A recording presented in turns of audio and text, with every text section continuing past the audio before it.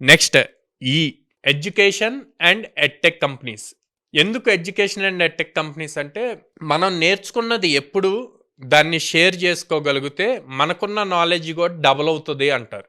So అందుకని చాలామంది చాలా కంపెనీస్ లైక్ ఇప్పుడు మీరు చూస్తే యుడోమీ కానీ, Vedantu, upGrad, Simplilearn, even కోడ్నాన్లో అయినా సరే వర్కింగ్ ప్రొఫెషనల్స్ వచ్చి వాళ్ళు ప్రాజెక్ట్లో ఏదైతే బిల్డ్ చేస్తున్నారో వాటిని స్టూడెంట్స్తో నాలెడ్జ్ షేర్ చేసుకుంటూ ఉంటారు.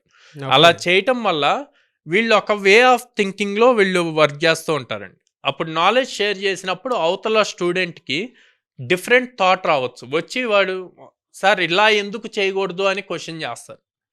ఆ క్వశ్చన్ తను ఆలోచించిన విధానం రాంగ్ అయితే వీళ్ళు కరెక్ట్ చేస్తారు. లేదా తను ఆలోచించిన విధానం కంప్లీట్ డిఫరెంట్గా అయితే వీళ్ళు కూడా అట్లాగా థింక్ చేయటం స్టార్ట్ చేస్తారు. సో అందుకే ఎడ్యుకేషన్ సిస్టంలో వర్క్ చేస్తే గనక ఫస్ట్ మీ కెరీర్ రీస్టార్ట్ చేయాలి అనుకున్నప్పుడు మీకున్న నాలెడ్జ్ని షేర్ చేస్తూ ఉంటే గనక అది స్లోగా ప్రాజెక్ట్స్ బిల్డ్ చేస్తూ ప్రాపర్ రియల్ టైమ్ ఇండస్ట్రీలోకి వెళ్ళటానికి కూడా స్కోప్ ఉంటుంది.